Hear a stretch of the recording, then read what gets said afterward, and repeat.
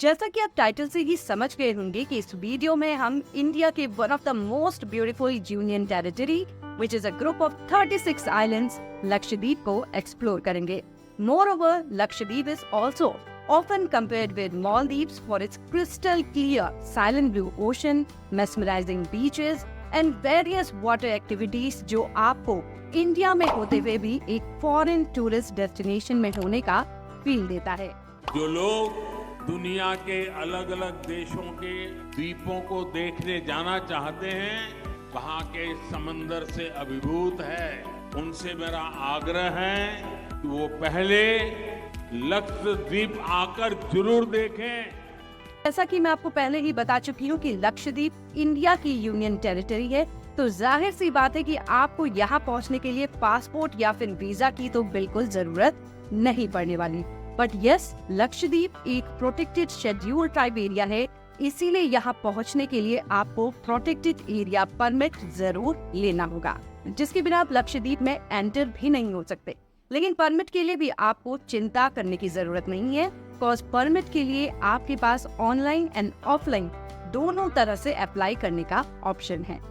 तो चलिए अब आपको डिटेल में लक्षद्वीप कैसे पहुंचना है, best time to visit Lakshadweep क्या है, आप यहाँ के परमिट के लिए कैसे अप्लाई करेंगे एंड लक्षद्वीप पहुंचकर आप यहाँ के कौन कौन से खूबसूरत लोकेशंस एक्सप्लोर कर सकते हैं, इस बारे में जल्दी से बता देती हूँ। दोस्तों, सबसे पहले बात करते हैं best time to visit Lakshadweep की, सो दैट आप अकॉर्डिंगली अपना ट्रिप प्लान कर लें। लक्षद्वीप विजिट करने का बेस्ट टाइम अक्टूबर से अप्रैल महीने का है, कॉज ये ड्राई मंथ होता है एंड इस समय यहाँ वेदर भी काफी डिसेंट रहता है। अब बात करते हैं लक्षद्वीप पहुँच जाने की।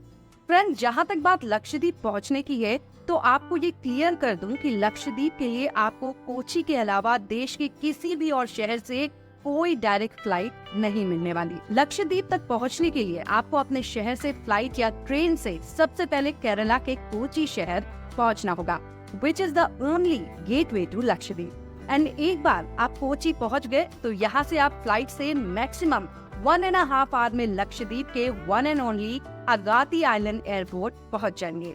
लेकिन अगर आप फ्लाइट से नहीं जाना चाहते तो आप समुद्र की लहरों को फील करते हुए शिप या फिर क्रूज से भी लक्षद्वीप पहुंच सकते हैं।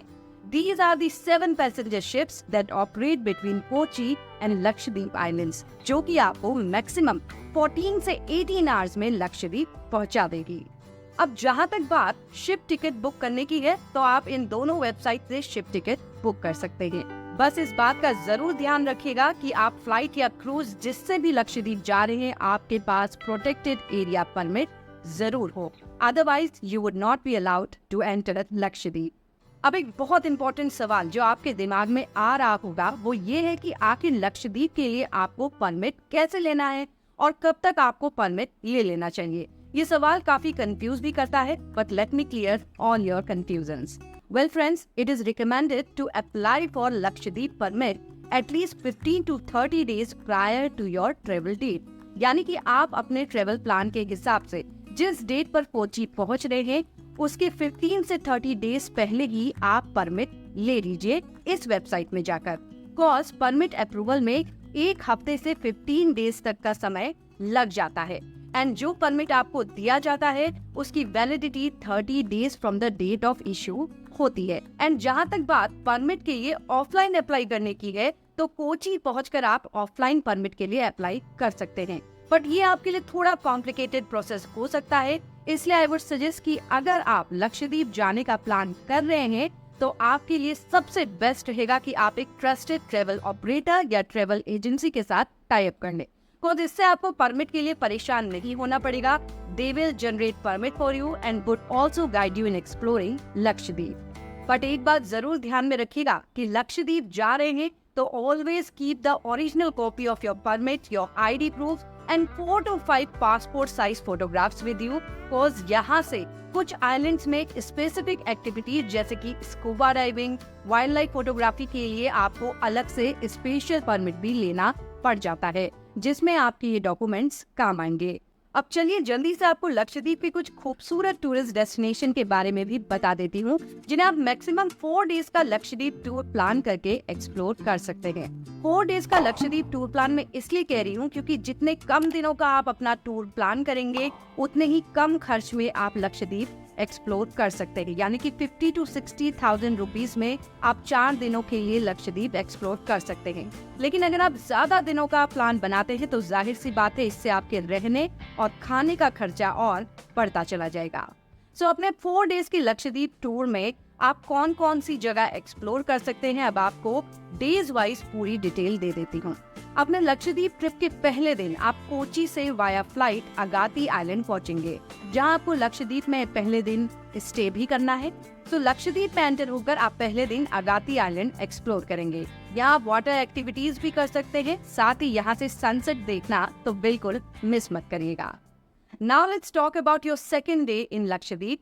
अपने टूर के सेकेंड डे में आप अगाती से फेमस बंगाराम आइलैंड के लिए निकल जाएंगे, which is a resort island.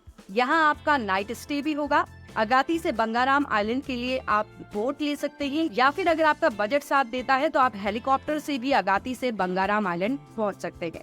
आप बंगाराम आइलैंड में वाटर एक्टिविटीज कर सकते हैं, जैसे कि scuba diving, snorkelling, dolphin watching, kayaking etcetera. Moreover don't forget to taste the sea food. अगर आप सी फूड पसंद करते हैं तो यहाँ आपको सी फूड की बहुत ज्यादा वैरायटी मिलेगी।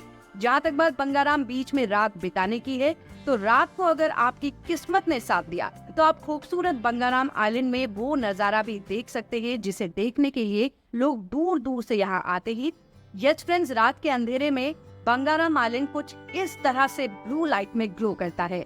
ये एक नेचुरल फेनोमेना है जो कि समुद्र में मौजूद specific bacteria and fungi, bioluminescence plankton की वजह से होता है। सो इस तरह आपके लक्षद्वीप टूर का second day Bangaram island explore करने में ही बीत जाएगा। अब बात करते हैं आपके लक्षद्वीप के थर्ड डे टूर प्लान की, जिसमें आप सुबह सुबह बोट या फिर हेलीकॉप्टर से यहाँ के तीसरे सबसे फेमस आइलैंड कावाराती आइलैंड के लिए निकल जाएंगे, विच इज द लोकल आइलैंड। यानी कि आप यहाँ लक्षद्वीप की लोकल लाइफ देख सकते हैं।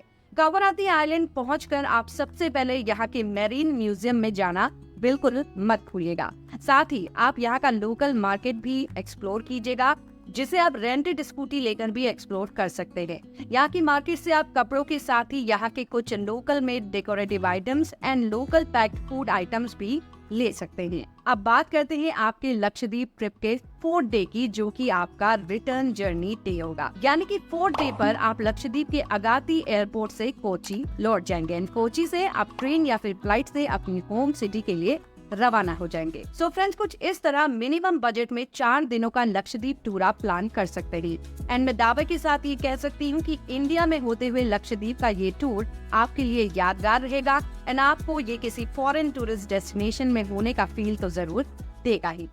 इंडिया की one of the most beautiful and less explored union territory Lakshadweep के 4 डेज टूर प्लान को लेकर इस वीडियो में बस इतना ही। आई होप कि अगर कभी आप लक्षद्वीप का टूर प्लान करते हैं तो ये वीडियो आपके लिए हेल्पफुल जरूर साबित होगी। अगर इसके अलावा भी आपकी कोई क्वेरी है तो प्लीज कमेंट बॉक्स में अपना सवाल जरूर लिखेगा। जल्दी ही ऐसी ही एक और इंटरेस्टिंग वीडियो के साथ मिलते हैं, तब तक के लिए take care and bye bye.